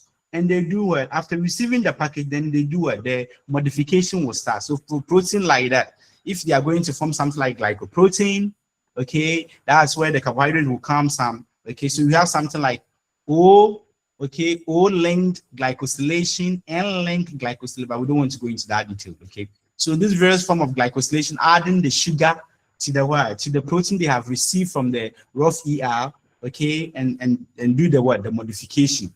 Sometimes it can receive the protein from the raw ER, and then while processing to realize that, oh, now some amino acid is missing. Do you know what? You know, it can send it back to the raw ER. The raw ER modify this one again, okay, to send it there and tell raw ER that, you know what? This particular protein needs some further modification, so do it and bring it back. Do you understand that? So let's take it this way. That maybe we imported some cables, maybe from US. When they came, they are not maybe in a very good condition, the type that we want. We can send it back for them to do it and bring it. Okay. So if the harbor is more like the receiving point, and then it will receive and do the modification. So it will receive the molecule in a vesicle from the what? From the raw ER, from the smooth ER, and add some sort of carbohydrates and other molecule within the cytoplasm to it. Okay, and as I said, sometimes while modifying the protein, if they discover that, oh, something is missing, they can tag the protein and send it back to the what? To the raw ER. That, you know what? Modify this protein further and bring it back. Okay, so they can do that as well. So they are involved in what? In the processing and modification of. I will be a little bit specific of what? Macro. Okay, macro molecules. Okay, macromolecules. Okay, so macromolecules are bigger, right? The macromolecules are bigger molecules. Okay, like you see that carbohydrates plus so like adding sugar to protein, that's a macromolecule. You are getting bigger versions of it. Adding lipid, okay, that adding the phosphate to the lipid to get a phospholipid. These are all macromolecules. So they process and modify what? The macromolecules. Okay, all right, good. Okay, before they send it. Okay, great. All right, what else again? They also do what? So if it is harbor, they also do what? They do sorting. Okay, apart from the processing of some specific molecule, they also do what? They sort out. Okay, so sorting sorting and what? And packaging. And packaging, okay? And packaging. All right. So sorting and packaging. Okay. Now, do you know something? You see, I just told you that certain proteins, the proteins that are coming from rough ER has 3 destinations. Okay. Okay. The protein that comes from rough ER has 3 destinations. All right. So let's take it this way. What are the 3 destinations? They can become part of the cell membrane here. Okay. So let's say this is the Golgi body. Okay. This is the Golgi body here like that. Okay. Okay. It has received some protein from the rough ER here. All right. Rough ER here like this. So the protein came in a vesicle. Okay, so this is the vesicle here. Now it has processed that. Now it can tell this protein that can tell you that this protein, can coat the protein and tell the protein that go and become part of the cell membrane. So it will label the protein, to target. Okay, because there's some molecule called something called clathrin, like this. Like this. They can tag this vesicle. After when the vesicle is going like this, they can tag it with some special molecule called clathrin like that. And tell the clathrin that, do you know what? You are heading towards the cell membrane. You are going there. Okay. Or you'll be secreted out. So like this. So they will target like this and tell it that, do you know what? You are going to the cell membrane. You are going to the cell membrane. Okay. Like that. So you see, after sorting, it will package it and then send it to the appropriate cortex. It can target and tell you that you are going to cell membrane. You are going to become part of the lysosome. Okay, you are going to become part of the lysosome. Okay, you are going to be part of the cell membrane. You are going to be secreted out of the cell. Okay, like that. So all these activities, this sorting and packaging, all right, and pointing them to their appropriate cortex, okay, is the work of Golgi body. So apart from the processing and modification of molecules, okay, specifically the proteins and then the lipids and then the carbohydrate, okay, apart from doing that, it also sorts out and packages them, and it will even label them and send them to where they are supposed to be. So to label this one like that, to label this one like that, maybe with clathrin, and tell you with the clathrin on the vesicle, okay, it means that you are heading towards the cell membrane or you'll be secreted out of the cell. Okay, then we have some of them too, they are heading towards the lysosome. Okay, they are going to the lysosome. Okay, all right, great. Okay, so they will send, based on the signal they will get, they will send this one, some to the lysosome. Okay, they are going to be part of the lysosome, like that. Okay, good. And then the last one will also involve in transport, which means that, remember, if they receive it, if even it is going here, these vesicles that are going, they are sent by this. Okay, all right. So sometimes they also form the word. They also form the transport word. They also form the transport. Okay, transport vesicles. Okay, they form the transport vesicles. Okay, so apart from the lysosome and stuff like that, they are going to form, so certain organelles are also formed from the word, from the Golgi body. So lysosome like this, lysosome. So lysosome, okay, it's an organelle, but it's formed from what? It's formed from its, okay, let me take this one here. Okay, like that. Okay, so lysosome like this, it's an organelle, but it's formed from the what? It forms from the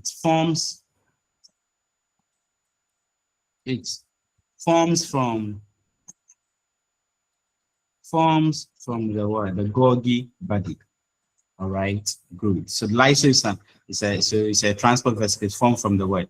The Golgi body. Okay, so they can also form some of the transport vesicles. Okay, and lysosomes like that. So, and then do you remember the sperm cell? Do you people remember the sperm cell very well?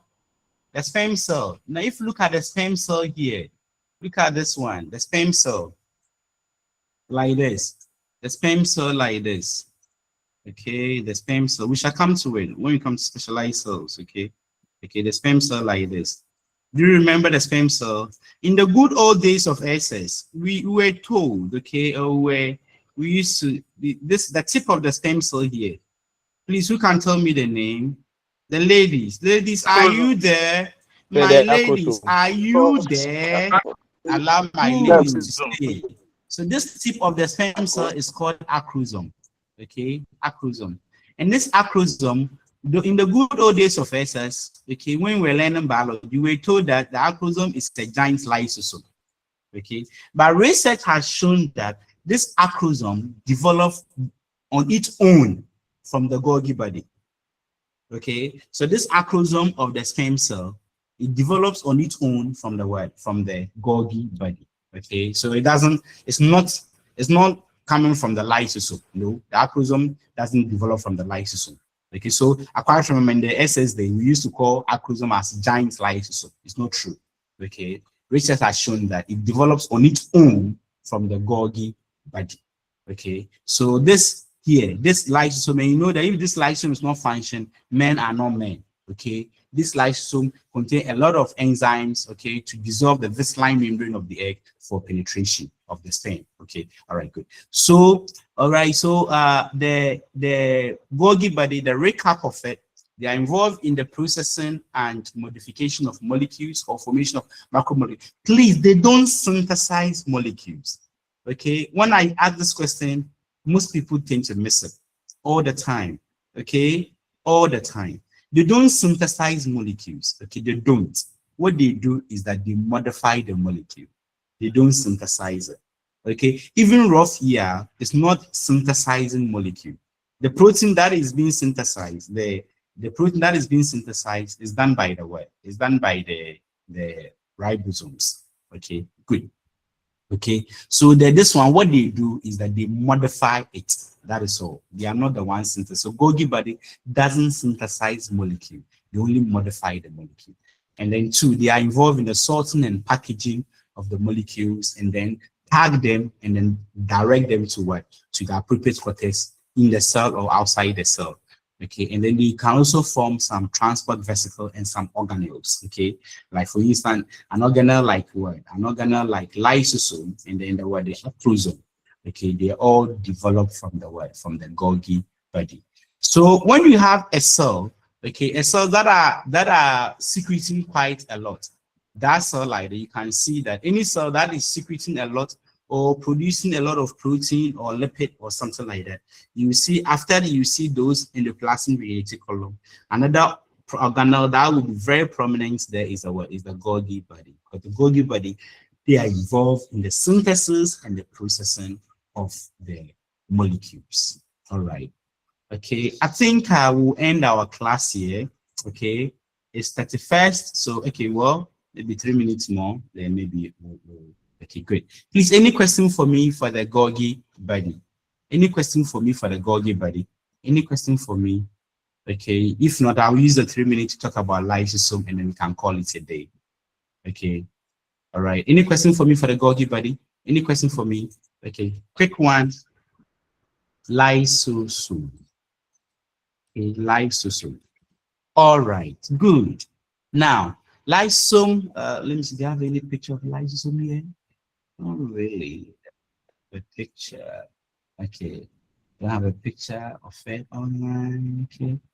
In the cells that I gave, okay, I don't have a picture of it online. No problem. Let me take one picture of it online for you.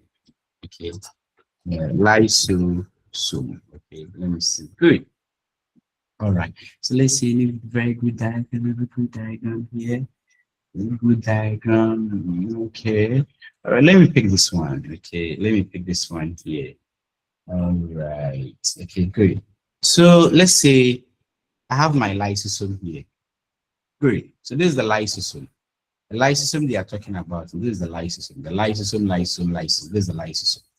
And this lysosome, in fact, it's a very, very important organelle. Okay.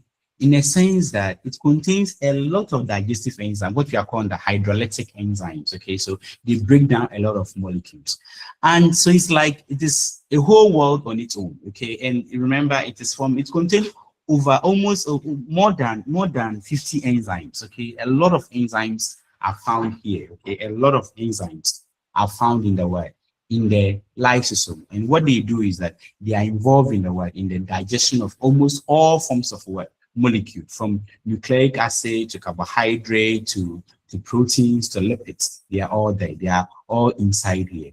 Okay, great. Now the pH. Okay, so you can see here that, you see, if you look at this one here, it is having what, this lysosome is what, it is what, single membrane bound.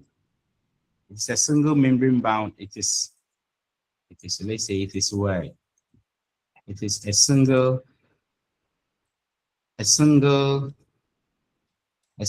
membrane bound.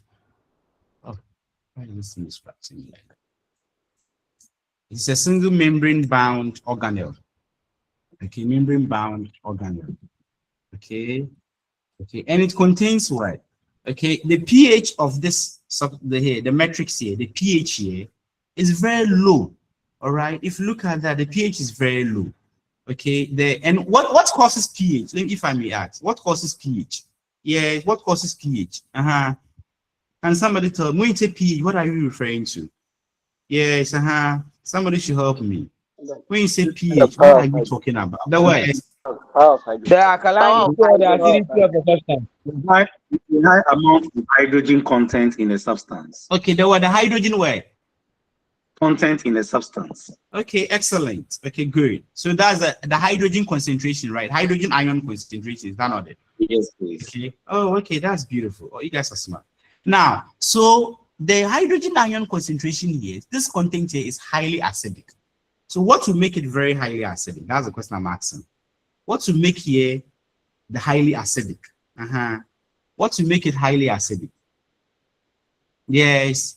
In fact, the acidity of in terms of the pH, the pH here, okay, you know, the letter here, pH here is equal to, is between 4.5 to 5. Okay, so that's quite high. That's quite high pH, right? That's very high. Okay, good. So my question is this: with this high pH, what is creating this high pH in the cell? What is causing it? What is causing the high pH? Okay, what is causing the high pH here? Yes, Yeah, I think it contains proteins, and proteins are amino acid. Amino acid as the name suggests, amino acid. So okay. Contains protein. Okay. Well, it's a good suggestion, but I won't buy it. Okay, so let's take it this way. What I was actually asking was this. Look at that. Let's say I have the cell here. Look at that. I have the cell here like this. This is the cell. Okay. And this small structure here is the ribosome. And this structure has pH far higher than here. Let's say the pH, let's say even if the pH is 5. If the pH is 5, because they need the what? The enzymes here, they need, as you know that enzyme before they need specific pH for them to work. So the enzymes here, they need pH of what? They need acidic what? pH. They need pH, okay? They need acidic pH that's between 4.5. Let me make it 5. So they need pH of 5 for them to work. So they need acidic environment for them to work, for them to function, okay? So they need what? They need acidic environment for them to function. Okay? So let's say the pH is 5 here. And the question I'm asking, well, how come the pH is 5 when the outside pH is not 5? What is causing that? So do you know what? Have you seen that we have some transport proteins here? Have you seen here? These proteins, they can pump. They can use what? They can use energy to pump what? You see, to pump, even though outside this, so the cytoplasm here has what? Has low what? Hydrogen ions. Okay. And there's high here. See that anytime you are moving molecules against concentration gradients, you have to use what? Energy, right? Okay, you don't use channel, you use a pump rather. So you are going to use ATP. So what this lysosome does is that there are these special pumps on the membrane of the lysosome. And this special pump on the membrane of the lysosome, what it does is that that's what is being used to pump what? Okay, so when I use the word pump, it means that ATP will be involved. If I say channel, no ATP. Okay, so here the proteins here, these proteins here will pump the hydrogen ions, okay, from the cytoplasm, okay, to into the matrix of the lysosome. Okay, so that's what brings about pH here. So it pumps, so it means it requires energy. The lysosome requires energy for it to work because you need to pump hydrogen ions against concentration gradients. Okay, there are more hydrogen ions here, but still you are pumping it against the concentration gradient here. Okay, to keep the enzymes here acidic for them to function. All right, good. Now, what is the function of the lysosome? What is this lysosome all about? We know that apart from the fact that it's a single membrane bound, okay, apart from the fact that it's a single membrane bound, apart from the fact that it is a single membrane bound, it is what we know that it's what? It bats off from the word, from the Golgi body. Okay, it bats off from the Golgi body. All right, bats off from the Golgi body. That's what we know. And it contains what? It contains a lot of words, a lot of the hydrolytic or digestive hydrolytic enzymes. Okay, good. So what is it going to do? Can you tell me the function? We are talking about enzymes here. So what is the function of lysosome? Okay, what is the function of lysosome? What's the lysosome going to do now at the core? When you say the lysosome is going to, okay, great. Please, can you give me one? Can you give me one? Yes, please. So they defend the cell against pathogen. They defend the cell against pathogen. Okay, well that's very that is quite specific. Okay, all right. So you are right. Okay, but let's go step by step. Okay, you are right. Okay, I won't pick this one number one. I won't pick this one number one because this one is just for a specific cell. Okay, so let's see the ones out. You see this enzyme. When you hear enzyme, what's the first that comes into the mind? What you said is correct. Please, it shall come to it. It's correct. Okay, we will add it. But when you say enzyme, what's the first that comes into the mind? So, yes, enzymes are biological catalysts. They speed up the rate of chemical reaction in the body. So which means that they digest, right? They break molecules down. That's what they do actually, right? Okay, good. So here, which means that they are involved in what? In cellular what? Cellular, okay, cellular digestion. Is that not it?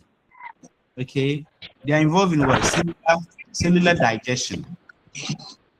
Okay. So specific is within the cell, and if something is within, what's the prefix for it? Intra. If it's between, it's what? Inter. Okay, so they are involved in what? Intracellular digestion. All right, they are involved in intracellular digestion. So let's take it this way that let's say food like food vacuum. If you take something like, let's take something like amoeba. So let's say, let me draw something here, please. Let's say amoeba is like this, okay, with this irregular shape like that. Found food particle here, eventually surrounded the food particle. When the food particle gets in here, like this food vacuum, okay, with the food substance, it is the work of the work. The lysosome will come and get attached to this one like this, okay, and eventually digest, okay. Okay, the lysosome will come, get attached to the food vacuum like that, and eventually digest the content. Okay, so they are involved in what? Intracellular digestion. Now, this intracellular digestion, okay, we can actually, so like certain molecules are there, they need to be digested and stuff like that. Okay, it is the work of the lysosome to do that. Okay, so they are involved in what? Intracellular digestion. Okay, good. Then let's take it this way. So this intracellular digestion, okay, they are okay. Okay, good. So with this one, like what about? So one of them is intracellular digestion. Okay, which are some books you read. Okay, they will call this one. Okay, well, let me leave this one for now. There's one intracellular digestion. So protein, breaking down of proteins, breaking down of some breaking down of proteins, carbohydrates, and stuff like that. Okay, it is the work of the lysosome to perform those ones. Then sometimes you will be there, the organelle. Let's take it, the organelle. The organelle is done with its job. Let's say mitochondria, some part of mitochondria is malfunctioned, or some parts of Golgi body is no longer working well. Some parts of the nucleus is just done. Some parts of the DNA, some DNA part is destroyed, like it's no longer working. How would the lysosome come in? So let's take it this way, that I have mitochondria. Okay, let's say let me bring mitochondria here. Let's say maybe a picture of mitochondria here like this, like that. Okay, let's say I have mitochondria here, and this mitochondria, let's say some parts of the mitochondria is damaged, like this, is damaged. Now, if it is damaged, it's no longer functioning. So it is the work of the it is the work of the lysosome to break that part. Okay, so we can talk of something we call, it helps to recycle the cell. Okay, have you seen it? So repair and recycling. Okay, all right. So let's take it, this side is damaged. The lysosome will come and digest that part of, so the new one will be what? New one will be repaired. Okay, so they call something, so here we call it self-digestion. So it's digestion within the cell. Okay, so most authors will put it on the same part as this one. Okay, so we call that one autophagy. Autophagy. So here, this is like, let's say damage. Okay, so digestion of what? Of damaged parts of what? Damaged parts of what? Of organelles and stuff like that. Okay, the damaged parts of organelles. Okay, all right. So that, or maybe some organelle is done with its work. The organelle is done with its work. What is it going to do? It needs to be recycled. It is the work of the lysosome to digest it and then make the nutrients the nutrients available for other purposes. Okay, so this is, so auto means self. Okay, and this one is like phage means feeding. So autophagy. Autophagy. Okay, that's self-feeding. So with this one like that, so they can also perform something we call what? Autophagy. All right, they can perform something we call autophagy. All right, whereby some organelles are damaged and stuff like that, so they would digest that part of the damaged organelles so that new one could be formed. Okay, all right, great. And then another thing that it does, there's another one, we call it autolysis. Autolysis. Now, autolysis is similar to the autophagy, but this one, the entire cell, lysis means break. Okay, now autolysis is actually the whole cell being destroyed. All right, let's take it this way, that have you heard of something we call programmed cell death? Okay, so sometimes the cells, they have lifespan, and so you see, when our cell is dying, we don't see it swelling unless maybe we had injury there, but our cells, they die all the time, but we don't see any swelling. Okay, why? Because the lysosome will do it nicely and shrink the contents beautifully, and we don't even see anything. Especially, you see, there are a lot of dead cells on our skin, in our cheek. Okay, when you open your mouth, you get a lot of dead cells from your cheek. Okay, but okay, we are fine. All right, because the lysosome will do the job nice. So here, this lysosome, what the lysosome will do is that this one, the lysosome will burst. Okay, you see, that is why when people die, the dead bodies, you see, that's one of the reasons they decay. Okay, the decaying of the dead bodies, it is this one. You see, let me do a classic example. Have you seen when you buy fish and then you do freeze store, the fish doesn't taste nice again. Okay, let's say you freeze it, you remove some, you put it back in the fridge, you freeze it, freeze store. At a point in time, the fish doesn't taste nice. The reason it doesn't taste nice is that anytime you freeze it, you reduce the activities of this lysosome. Okay, you see, when body dies, when a body dies, okay, what happens is that, you see, the energy that is used to what? that is used to keep this enzyme active will not be there. Okay, you need energy to keep pumping, but the person is dead. So this pumping thing is not going to work. So once this pumping is not going, eventually the lysosome they will break. Okay, so when they break, then they will begin to work. The lysosome will break and it will begin to digest the cells. So when your lysosome, when they break completely, they will digest everything in the cell. Okay, so sometimes some of our dead cells, that's what happens. The lysosome will break and will digest everything in the cell. Okay, but we have one of them which is programmed, it's well controlled. So those programmed ones is called what? It's called apoptosis. We call it programmed apoptosis. Apoptosis. Programmed cell death. Okay, programmed cell death like that. So every cell in our body has a lifespan. Okay, so you can see the cells in our cheek. There's time that they are going to die. The cells in our skin, they have lifespan. Okay, so when they die, okay, so it is the work of this one. So how did they die? Something this lysosome would digest the content and eventually the cell would die. Okay, so that programmed cell death, this one is called programmed. Apoptosis is the word. Programmed cell death. Okay, all right, great. So they are also involved in the apoptosis. Okay, so the autolysis is whereby the cell breaks and digests its contents. Okay, so autolysis here. Okay, so this one is the cell, the lysosome. Sorry, the lysosome. Okay, lysosome. Okay, breaks and digest the word. Digest the content of the cell. That is autolysis. Okay, and we have something that is programmed. I'm having a question. Okay, yes, please go ahead. Please go ahead. So in this case, is it the lysosome that causes decay of dead bodies? Yes, they contribute. They break and they release their enzymes and they start decaying the cells. But that one is necrosis. The lysosomes are also part, but the lysosomes they can involve in necrosis. You see that when when something is rotten, when a dead body is rotten, that decaying, that one, okay, that one is what is necrosis. Okay, that one you see that the necrosis, you see the body swells. Okay. Okay, but you see in the case of if you don't have any wound in your body, you see we have, as I said, we have a lot of dead cells on our skin. But we don't see any swelling, okay? Because that one is apoptosis. Apoptosis, there's no inflammation, okay? But the one that involving necrosis, then this one, the necrosis.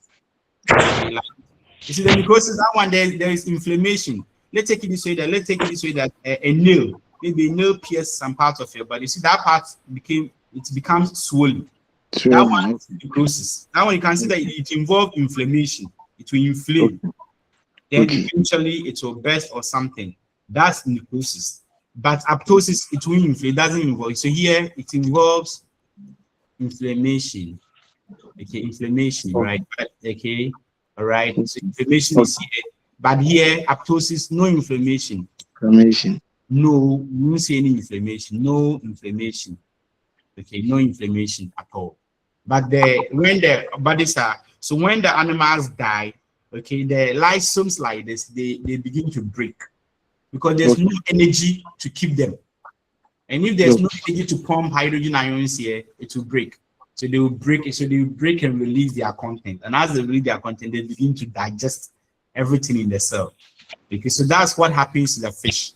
So, but when you freeze the fish, you slow down the activities of this enzyme so that it doesn't break. Have you seen it? When you try to freeze something, you slow down the digestion process so that it don't rot. Okay, you slow down the activities of the enzyme that will cause it to rot. Okay. So now, when you put a fish there, you do freeze, thaw. Eventually, a time will come. You see that the fish, when you even fry it, it is funny because at that time necrosis started. Okay. So that's what happens here. So here they are involved in what? Autolysis. So autolysis, that one, the whole cell will break and they digest the content. That's called autolysis. But some of them are programmed. They are carefully controlled. Apoptosis is carefully controlled. This one, necrosis is not controlled. When something pierces you and then inflammation, that one is not controlled. But apoptosis is carefully controlled. Just to make sure you won't see any inflammation. You have a lot of dead cells all over our body, but we don't see any inflammation anywhere. The cells will not inflame, nothing. But in the case of necrosis, the cells will swell and burst. Okay, by here it wouldn't swell. Gradually the cell will digest its content gradually and shrink. That's it.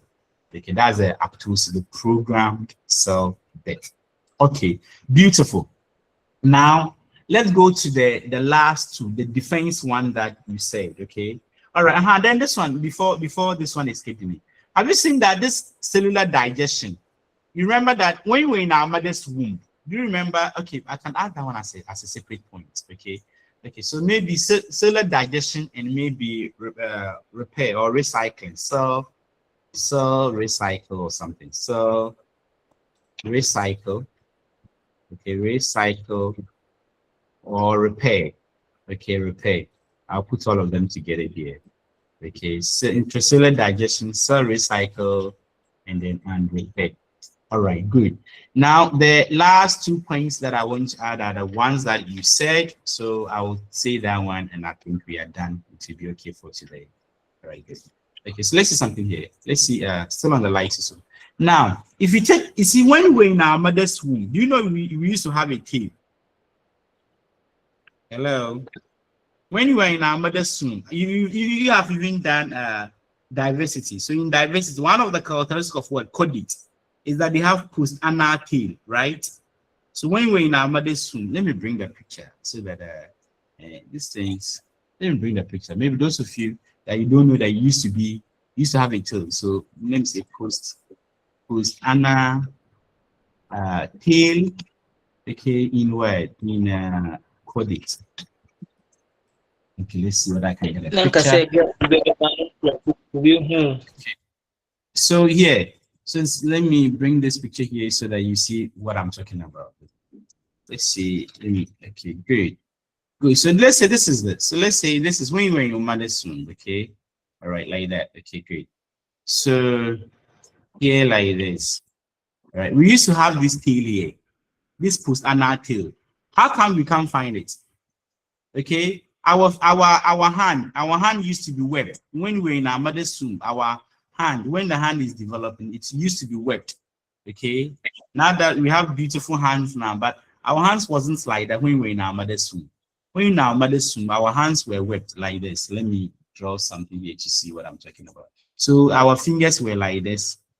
Okay, like this. Okay, like that. Now they look like that. But when we were in our mother's womb, they used to be webbed like that of a duck. Okay, they used to be let's say that like that. There were some this thing here, and they were webbed here like that, the way that means. But right now, fingers are not like that. They've digested all this one off. So it is the work of lysosome to digest our tail. So the lysosome, they digest our tail. So which means the lysosome are involved in what? They are involved in metamorphosis. Okay, so metamorphosis. Okay, so doing metamorphosis, lysosome are involved, so they can digest off those the parts of the organism that is not needed. They will digest it off. Okay, so in the case of what? In the case of humans, the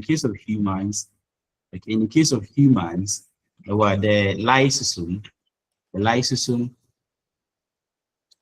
okay, so digested off the web hand, okay, and web, okay, so the web between, let me put it, the web between the words, should I call it fingers? Okay, the web between the webs between the fingers, okay, and then the web between the fingers. That in yes, please. Yes, So does it please. mean that in those animals with tails, in those mammals or animals with tails, their lysosome will not function like that No, of human with respect to the point? exactly. I've even watched documentary of a certain tribe in Turkey. Some of the kids, you see some of the kids they have tail, but it's small tail. How would I know? It is in their trousers going. So the lysosome, so you wouldn't know. Okay. All right. So here, so there's the work of the light. So those mammals, those other mammals we till the lysosome didn't digest this one off. But those of us, we need to stand upright. And for us to stand upright, we don't need to have a tail because our vision is we have binocular vision. Okay, so for that we need to stand upright, and as we stand upright, we don't need this post-anal tail. So because we don't need the post-anal tail, the lysosome will come and digest off the tail. Okay, so the anal tail, so post-anal we digest of the fingers, okay, the webs, and then the post anal. Okay, so they are involved in the metamorphosis. So you can see that even in the case of tadpole, okay, you see that the frog, okay, during the metamorphosis, you see that the frog, the tadpole has the tail, but the adult frog doesn't have the tail. Have you seen it? So in the case of from tadpole to the adult frog, okay, the tail will be digested, okay, will be digested by the will be digested by the lysosome, okay, by the lysosome, okay, lysosome. All right. Good. And then my last point for the day is the defense. Okay. Defense. Okay. So I will let's call it phagocytosis. Phagocytosis. All right. Good. Now, when it comes to look at that.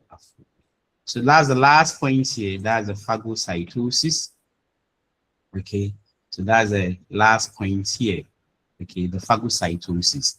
Now, when it comes to phagocytosis, it's very simple, okay? And the phagocytosis works this way. Now, the lysosomes, okay, the phagocyte, in terms of amoeba, okay, what I showed in the case of amoeba, that amoeba will get food, and amoeba will surround the food particle, and then the lysosome will come, okay? So if I take something like amoeba, if I draw, let's say, I draw the amoeba like this. If I draw the amoeba this way, like this. So amoeba like that. There's a food particle here, then eventually amoeba will surround it, okay, and then create vacuole with it. Food vacuole like this with it. Then the lysosome will come. The surrounding of the surrounding of the food particle is what we call phagocytosis. Okay, to phagocyte something means to engulf or to surround. Okay, now this same mechanism. So this phagocytosis is a feeding mechanism. It's a feeding mechanism in something like these protozoans like amoeba, okay, whereby it's surrounded and eventually the lysosome will come and break the food down. All right, now we have some of our white blood cells like that. Okay, so some of the white blood cells, okay, what they do is that, we have different types of white blood cells, okay? But we have some white blood cells. A classic example is we call this one neutrophil, okay? Let me, so that I can type it. Okay. Let's see, can I type? Great. So we have some white blood cells, we call them neutrophil, okay? Neutrophil. And then we have some other ones we call macrophage. In your free time, please, you can look at them, okay? You can watch their videos and then so that you understand it better. All right, great. Okay, so let me take this one off here to go with everything. Okay. Okay. All right. So here, this macrophages and macrophage, they are type of white blood cells. And these white blood cells, how did they attack their pathogens? They attack their pathogens by surrounding them. Okay. Okay. So, all right. What they do is that they surround the pathogen. So that surrounding of the pathogen. So let's take it there. So we have this some white blood cell. Okay, this white blood cell example is what the neutrophil. Okay, or the macrophages. What these macrophages do, you know, you have different white blood cells and how they work.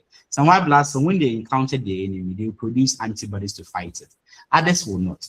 The neutrophils and the macrophage, what they do is that once they spot you, they will come and surround you. They will use the same mechanism that the amoeba has been doing. So they will come and surround you like that. Okay, so when they spot that is bacteria, right, they will come and surround you. And when they surround you, they will swallow you up. When they swallow you up, then the lysosome will come and break it down. Okay, So anytime you see so many pores on your faces, please, sometimes an indication that your white blood cells are fighting pathogens. Okay, because when they surround it, they come out of the skin as pulses. Okay, they will surround it and they come out of it as pulses. Okay, so the pimples on your face not because of gametes. Okay, please. Okay. So sometimes, but most of my ladies want their faces to be spotless like baby's bum, so that they are one. I quite remember I have this lady friend who was telling me that she doesn't want her white blood cells to work, but the white blood cells, they are working so much and they are causing so many pimples to go on her face. They want the white blood cells to be silent so that the face will be spotless. Yeah. If the white blood cells too are silent, it means that you will die in no time, because they are the ones that are fighting the bacteria, the pathogens that are getting into our body, so that you'll be able to. So what my brother said earlier on as defense, okay, as defense, okay, as the defense here, all right, this is what we're actually referring to. Okay, so they are involved in what? So this is specifically to the white blood cells, specific type of white blood cells, white blood cells, okay, blood cells like what? Like the neutrophil and macrophage. The macrophage, they are bigger than the neutrophils, okay? And so what they do is that they will surround the pathogen, and eventually the lysosome will come and break the pathogen down, because the lysosome contains all manner of enzymes, and you come and break the lysosome down. All right. So on this note, we will end the class here. Okay. So you can see that if I ask you that which of the there's one question I normally ask. I normally say that there's a genetic disorder whereby the lysosome cannot get attached to the cell membrane. Which of the following processes will be affected? And that process is the word phagocytosis. Okay, all right. Because when you do the phagocytosis, it is the work of the lysosome to break the molecules down, this thing down. Okay, all right, good. So recap of the lysosome. Okay, the recap is that in here it is highly acidic, pH of 4.5 to 5. Okay, and then because they will use ATP to pump hydrogen from the cytoplasm to this content here, and then it is single membrane bound. So when you say single membrane bound, it means that it has only one phospholipid bilayer. So you can see the phospholipid bilayer here. Okay, inclusive it. Okay, when you say double membrane, means you have two of this. Okay, this is one. Okay, very good. All right, so I'm done it. And then we know that it's formed from the what? It's formed from Golgi body. And what does it do? It's involved in intracellular digestion, cell cycling, and repair. And then as part of the what you can do, call something autophagy, whereby the lysosome digests some parts of what? Of maybe damaged organelles and stuff like that. Okay, all right, some part, not fully, some parts of damaged organelles. It's okay. All right, good. That's autophagy. All right. And autolysis is when it breaks. Okay, and this one, it happens in what? During necrosis, it happens. And I say necrosis involves, it's associated with inflammation. And we have programmed cell death. During programmed cell death, okay, we have the lysosome breaking. Okay, during programmed cell death, and the programmed cell death is scientifically known as well, apoptosis. Okay, and then we talk about the final two, which is the metamorphosis, the digestion of the anal tail, And then likewise, as is found in the word, in the from tadpole to adult frog, the tail will be digested by the lysosomes. And then we have the phagocytosis, which has something to do with defense. When the white blood cells, specifically the neutrophils and the macrophages, when they engulf the pathogen, maybe bacteria, then the lysosome will come, release its enzymes to break it down. All right. Thank you very much for having me. It's been a holiday, but you've been so nice. So thank you. So I will send this, my roughly annotated diagrams on my screen to you, to your colleagues, so that they will have it. Okay, on this note, have a blessed afternoon and a beautiful day, and may God richly bless you. Thank you. Okay. Yeah, thank you. See you next Thank time. you, sir. Sir, you are too good. Thank you very much. Sir, you are so good. Sorry, sir, we appreciate you so much. Sir, we thank you. Thank you. Thank you. So with this, with what we have covered so far, we are more likely to finish.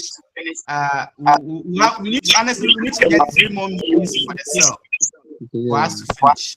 Okay. So I'm happy that we are going on a slow pace so that we'll finish it. Okay. Thank you so much. Very good. Hey, I can see Dr. Henry. Dr. Henry, your hand is up. I didn't come to the. I didn't see people's hands up. Okay, so please. Most of the time when your hand is up, who is Dr. Henry? Henry, please, dog. I can see your hand is up. You want to tell me something? Yes. Okay, maybe it was just a mistake. All right. Good. So please, Courseware, please, I'll make the slides available to you. Okay. Well, do you know what? I will try and add some true or false questions before I send it.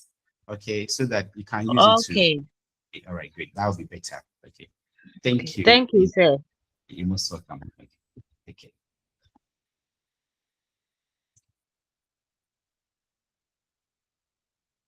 Yeah, because you people. In fact, this is time. Hello, good afternoon. Man. Hello, good afternoon. Yeah. Good I afternoon. hope everybody is doing well. Yeah, doing fine. Okay, it's a suggestion.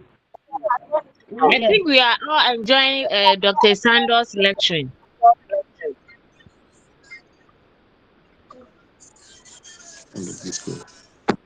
Hello. This link was created by the center. So if you are coming to bring in a suggestion that you don't want the center It's to being know, recorded though. Everything is being recorded. Okay. Thank you for the alertness. Thank you. Let's talk off the page. Okay, so how do we talk off the page, please? In our group, beer.